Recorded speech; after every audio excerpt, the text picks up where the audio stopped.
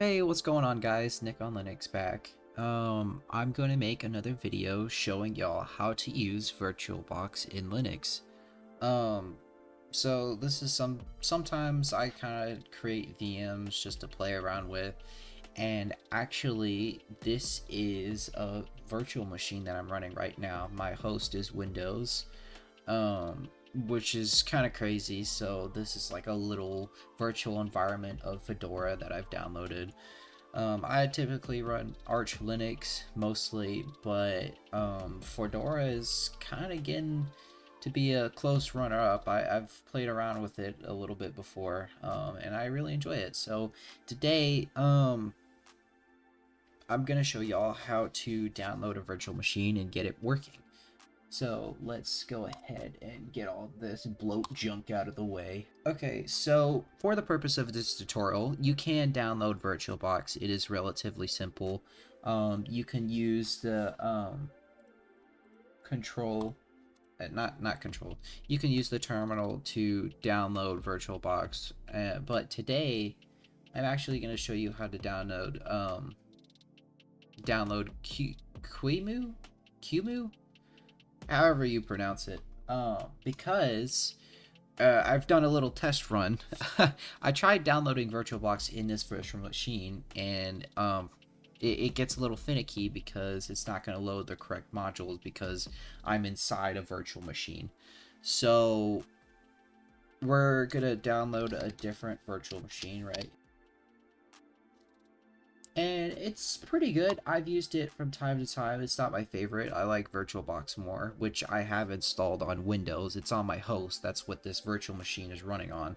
But for some reason, I couldn't get VirtualBox to work on this virtual machine. So we're going to download qemu instead. We're going to go to Linux, and it shows you what to type into the terminal. So first, you would start off by installing this right here. So you would open up terminal, you would go ahead and copy and paste dnf install at virtualization. I have Fedora, so that's what I would copy and paste. But if you have these other systems, right, Arch or all the other ones, you would go ahead and follow that. Now, it doesn't tell you everything that you need to install, because if you just install this, it's not going to work. So I'm gonna actually show you what else that you need to install. Let's see. First you would start off with that, and then you would go ahead and follow up with downloading the libvirt-daemon-config-network virt-manager. Then you would also follow this command here, sudo systemctl enable now libvirtd. And now this takes some time to install. Don't be afraid. You just make sure that you follow the prompts. You click yes. So you would type it into the terminal. I've already installed it. So you would go ahead and copy and paste this. Okay, well, first of all, use sudo first. Sudo dnf install.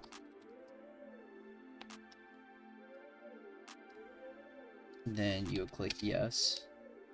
And it would take some time to install that. Then you would copy and paste this into your terminal. If you're using a different package manager, I would check to, it would probably be like sudo pacman install -s. But for this one, you would just go ahead and click enter. And since I've already installed everything, that's what you would do. So once you have installed it and you have libvirt-daemon working and you've installed these other packages on your system, correct? Then what you want to do is click out all this nonsense. You're going to open up the new application called Virtual Machine. Okay. You're going to type in your password. See, you've got that up and running. So what we're going to do is, I've already downloaded an ISO file. It's basically, let's see what it is. I've downloaded Windows XP. This is our little ISO file. It should look like a disk, and it could be anything. It could be Linux, it could be Windows. With Linux distributions, they give you live CDs, which basically lets you test run the operating system, but you can go through the installer, right? And then once you're finished with the installer, you would just remove that disk drive because the operating system would be installed onto the hard drive. So what we're going to do is once you have your little ISO file, right, you are going to go to open, you're going to create new virtual machine, and we're going to install it from an ISO image. We're going to browse, we're going to get rid of that. We're going to click on this, we're going to forward, we're going to give it, I'm going to give mine at least 400, wait, sorry, not 400, we're going to give it 4 gigabytes of memory and 4 CPUs, because that is, I think that's half of what this virtual machine has. Well, yeah, I think that's about right, because I have at least 16 gigabytes of RAM on my computer, and then I have half that for my virtual machine, so I'm gonna half it again. Then we're gonna create a little disk, a little storage for it, 15 gigabytes. This is gonna be Windows XP, and then we're gonna finish it. Okay, cool. Then we just go ahead with the setup process. Welcome to setup. So press enter, F8, get that one. Let's format with NTFS. So I'm not gonna lie, this is kind of crazy. This is a virtual machine running inside of a virtual machine. Now VirtualBox is a little different how you set that up. This one takes a little more work, but I will say VirtualBox is a little, for me, I would say it's user friendly. It's more out of the box type stuff. But I mean, this works just as fine. And I think I'm just gonna fast forward this. And we wait.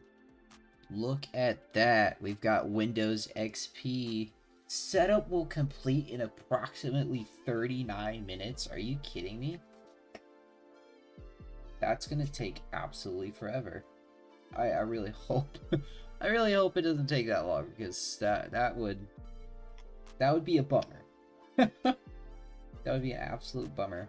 But I mean, if that's the case, then I would obviously fast forward for y'all. So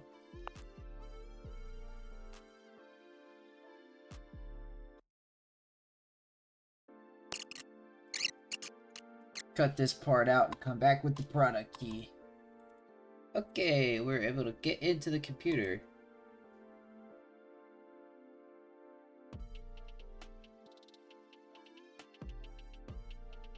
Let's see if it boots.